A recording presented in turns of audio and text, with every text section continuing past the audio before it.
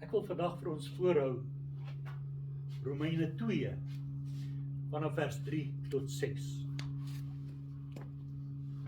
En meen jy, o mens, wat hulle veroordeel wat sulke dinge doen, en dit self doen, dat jy die oorvloed van God sal ontvlug? Of verag jy die rykdom van sy goedertierendheid en verdraagsaamheid en lankmoedigheid?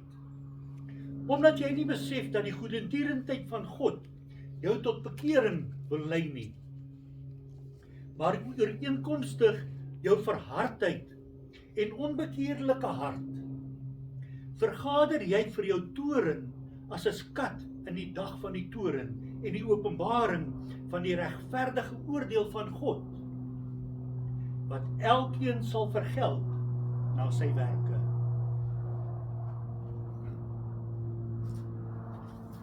My tema is misbruik ek God se goedheid. Misbruik ek God se goedheid. Okay, eers wil ek net by julle duidelik maak, wat is wedergeboorte en wat is bekering? Wedergeboorte vind eenmalig plaas. Dit is wanneer jy die Here Jesus Christus as jou saligmaker en persoonlike saligmaker en verlosser aanneem en weergebore word. Geestelik word jy hergebore om Jesus te volg. Dit is eenmalig.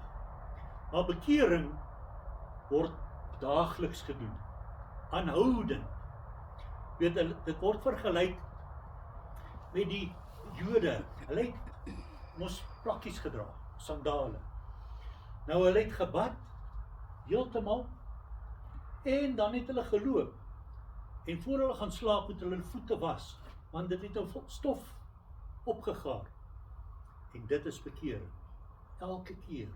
Maar nie een mens is sondeloos nie.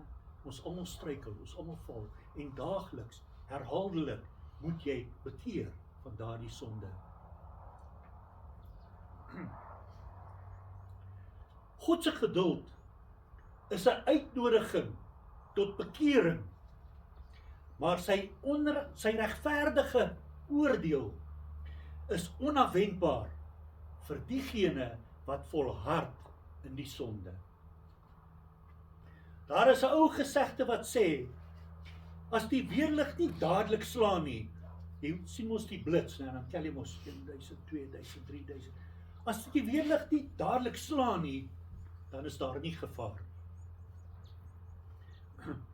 Net so dink baie mense, omdat God hulle nie onmiddellik straf as hulle sondig nie, dat God hulle lewe goedkeur. Maar Paulus wys vir ons dat dit 'n gevaarlike dwaling is. Romeine 2 is geskryf vir die mense wat gedink het, hulle staan beter as ander mense. Hulle het ander mense se sondes raak gesien, maar nie hulle eie nie. Hulle het gedink dat hulle godsdiens, hulle wederkoms, hulle kennis, gaan hulle vrywaar, hulle gaan hulle veilig maak. Maar Paulus sê egter, dat God nie na die uiterlike kyk nie. God kyk na jou hart. Wat gaan daar in jou hart aan? Hierdie gedeelte gee vir ons 3 dringende vrae, baie belangrike vrae. Hoe sien God my? Moenie worry oor jou maatjie nie, of jou buurman nie. Hoe sien God my? Hoe reageer ek op God se goedheid? Is ek gereed vir God se oordeel? Dis 3 baie belangrike vrae wat uit hierdie gedeelte kom. Nou in vers 3 sien ons die gevaar van geestelike selfvertroue van die mens. Vers 3 sê vir ons, en meen jy, o mens, wat hulle oordeel wat sulke dinge doen, en jy dit self ook doen, dat jy die oordeel van God sal ontvlug. Paulus gebruik die woord o mens, om te wys dat niemand uitgesonder is nie. Ons geneig om sonde baie maklik by ander mense raak te sien. Ons sien iemand se leuns, ons sien iemand se hoogmoed, sy ontrouheid, sy hebsug sien ons raak, maar ons regverdig ons eie sonde. Weet, daai man lieg man, ek jok net, dis nie so erg. Ja, ons regverdig ons eie sonde. Jesus het dieselfde beginsel geleer, toe hy gesê het, waarom sien jy die splinter in jou broer se oog, maar die balk in jou eie oog, merk jy nie eers op nie. Sien, die probleem is nie dat ons sonde herken nie. Die probleem is wanneer ons dink ons eie sonde is minder belangrik as iemand anders se. God oordeel nie volgens menslike standaarde nie. God se oordeel is volmaak en regverdig. Jy sien, elke keer wanneer ons iemand veroordeel, hoort ons onsself te ondersoek. Die vraag is nie, hoe sleg is daardie persoon nie. Die vraag is eintlik, hoe lyk my hart voor God? God se goedheid is groter as wat ons werklik besef. Vers 4 sê vir ons, of verag jy die rykdom van sy goedertierendheid en verdraagsaamheid en lankmoedigheid, omdat jy nie besef dat die goedertierendheid van God jou tot bekering wil lei nie. Hier gebruik Paulus 3 woorde om God se karakter te beskryf. Eerste is sy goedheid. God gee vir almal dinge wat geen een verdien nie. Ons kry wat ons nie verdien nie. Hy gee asem, hy gee reën, hy gee gesondheid, voedsel, hy gee familie, hy gee sonskyn. Selfs die mense wat hom verwerp, leef daagliks uit sy goedheid uit. Jesus sê, God sal sy son laat opgaan oor die regverdige en die onregverdige. Die tweede woord wat Paulus vir God se karakter gebruik het, is sy verdraagsaamheid. God straf nie onmiddellik nie. Hy hou sy oordeel terug. Dink aan Farao, dink aan Agab, Nineve, Manasse. Elke keer gee God kans om te bekeer. Hy skep geleentheid vir bekering, voordat hy sy oordeel vel. Die derde woord wat Paulus hier gebruik, om God se karakter te beskryf, is sy lankmoedigheid. God raak nie gou moeg vir mense nie. Hy wag. Hy roep. Hy stuur sy woord. Hy stuur predikers. Hy stuur die Heilige Gees. Hy gee geleenthede vir u en vir my om tot bekering te kom. Om te bekeer van ons sondes. Nou waarom doen God dit? God doen dit omdat hy lief is vir die mense. Amen. En God se goedheid het 'n doel. Paulus sê, die goedheid van God wil jou tot bekering lei. Dis een van die mooiste sinne in die Bybel. Sien, God wil nie ons, hy probeer nie om ons net gemaklik te maak nie. Hy probeer om ons te red. Elke nuwe dag is eintlik nog 'n uitnodiging. Elke asemteug sê, kom terug. Elke preek, dan sê God, kom terug. Elke waarskuwing, dan sê God, kom terug my kind. Kom terug van jou dwaling. Bekering beteken nie net bloot om jammer te voel nie. Bekering beteken om sonde te kan erken. Nie andersin nie, jou eie. Jy moet jou eie sonde erken en jy moet daarvan wegdraai.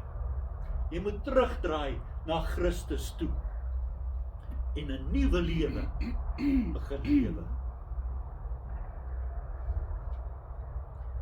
In vers 5 sien ons die tragedie van 'n harde hart.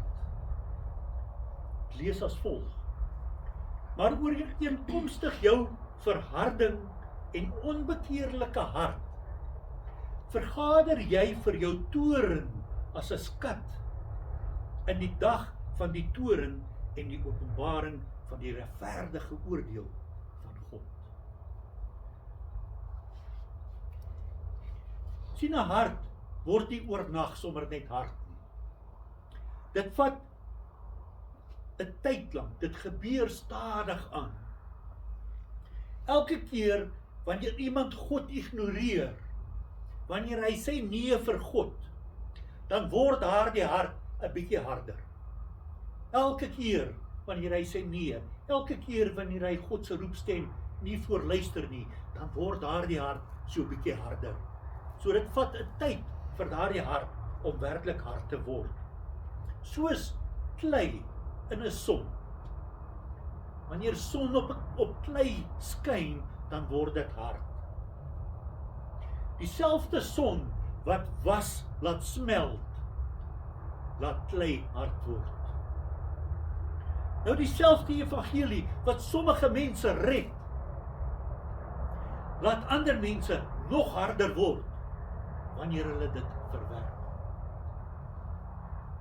Daarom waarsku Hebreërs vir ons: vandag, as julle sy stem hoor, verhard julle harte nie.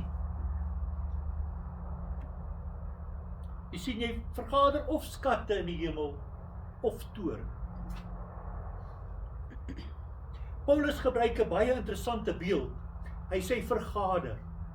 Dis soos 'n bankrekening, né, wat jy oop het. En elke dag vergader dit 'n bietjie, né? Rente, hy tel op.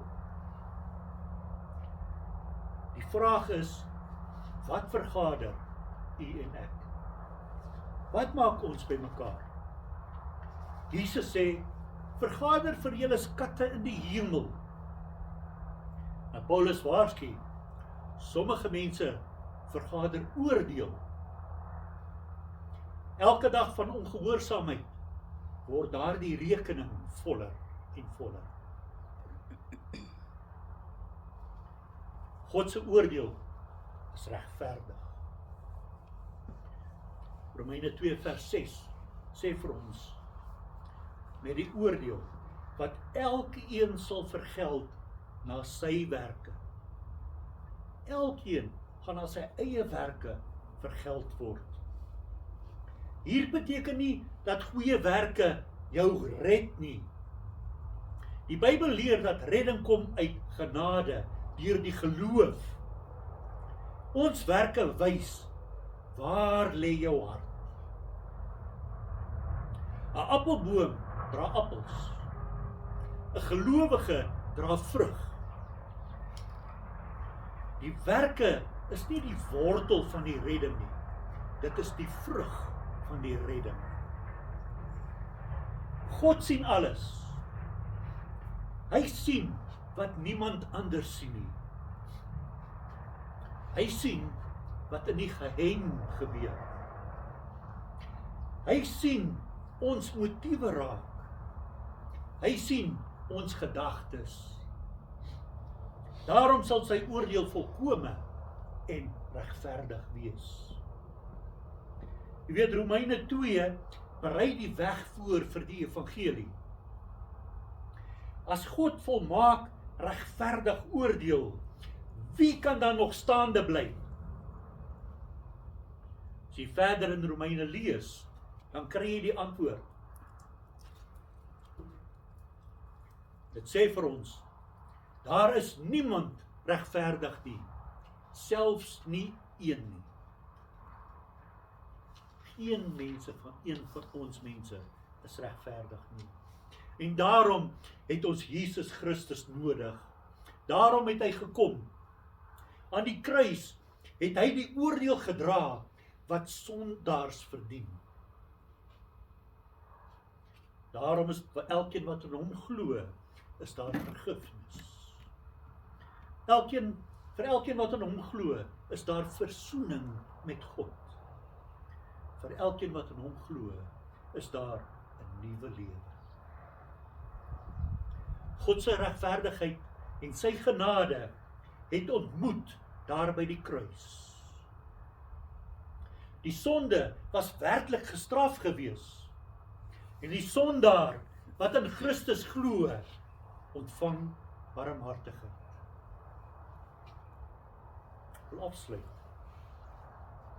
Hierdie gedeelte, Romeine 2, vers 3 tot 6, laat ons met 3 dringende vrae. Vertrou ek op my eie goedheid, of vertrou ek op Christus alleen? Gebruik ek God se geduld as 'n verskoning om aan te hou sondig, of as 'n geleentheid om my te bekeer, weg te draai, terug te draai na Christus toe? Wys my lewe die vrug van 'n hart wat God verander het. Sien, God se goedheid is 'n wonderlike geskenk. Maar dit is ook 'n roepstem vir een en elkeen. Sy geduld is nie eindeloos, soos in die sin dat die oordeel nooit sal kom nie. Nee.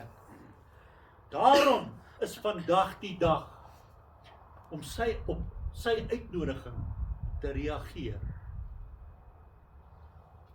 God is steeds besig om mense te roep. As jy vandag sy stem hoor, verhard jou hart nie. Kom na Christus in berou en in geloof.